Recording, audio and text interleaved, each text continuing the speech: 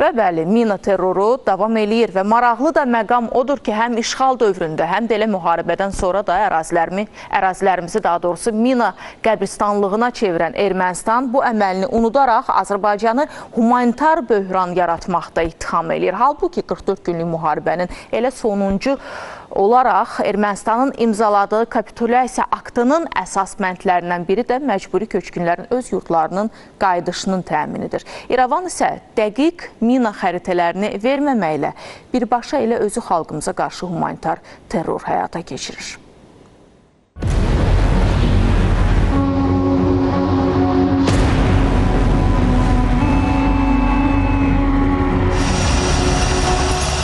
Mina Təmizləmə Agentliyinin hər ay dərc etdiyi məlumatlardan da açıq-aydın görünür ki, Azərbaycan dünyada ən çox minalarla çirklənmiş ölkələrdən biridir.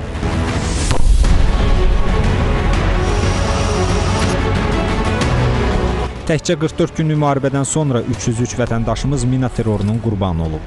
Ermənistanın ölkəmizə qarşı yürütdüyü terror siyasətinin nəticəsində isə ümumilikdə 3400-ə yaxın şəxs minalardan zərər çəkib. Hələ bu azmış kimi Ermənistan indiyə qədər də dəqiq mina xəritələrini Azərbaycana təhvil vermir. 30 ilə yaxın müddətdə işğal altında saxladığı ərazilərimiz mina qəbristanlığına çevirən İrəvan bütün bunları unudaraq Azərbaycanı etnik təmizləmə və humanitar böhranda günahlandırır. Halbuki bu ittihamların əsas hədəfi elə Ermənistanın özü olmalı idi.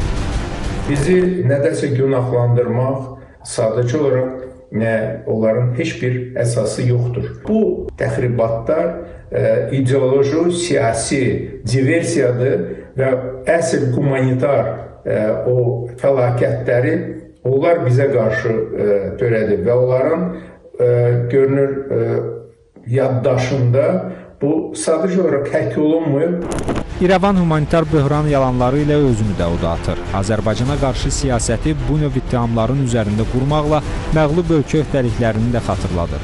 Xüsusilə mina məsələsində. Bugün məcburi köçkünlərin doğma yurdlarına qayıdışını ləngidən ən böyük problem məhz minadır. Bu isə Azərbaycanın humanitar böhranla üzləşdiyini göstərir.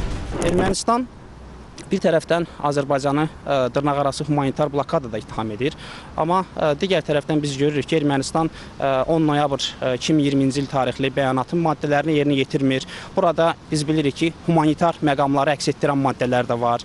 Beynəlxalq hüququn fundamental humanitar prinsiplərini pozan tərəf məhz Ermənistandır. Mina terroru ilə mübarizədə ən təsirli vasitə beynəlxalq reaksiyadır. Azərbaycanın bir qrup vətəndaş cəmiyyəti nümayəndəsinin beynəlxalq təşkilatlara müraciəti də bu məqsədi güdür. Paşinyan komandasının beynəlxalq ictimaiyyəti əsas hədəflərdən yayındırma cəhdləri uğursuzluğa məhkumdur. Dayanıqlı sülhün bərqərar olması üçün əhəmiyyətli yollardan biri də mina problemi ilə bağlı beynəlxalq ictimaiyyətin ədalətli mövqe tutmasıdır.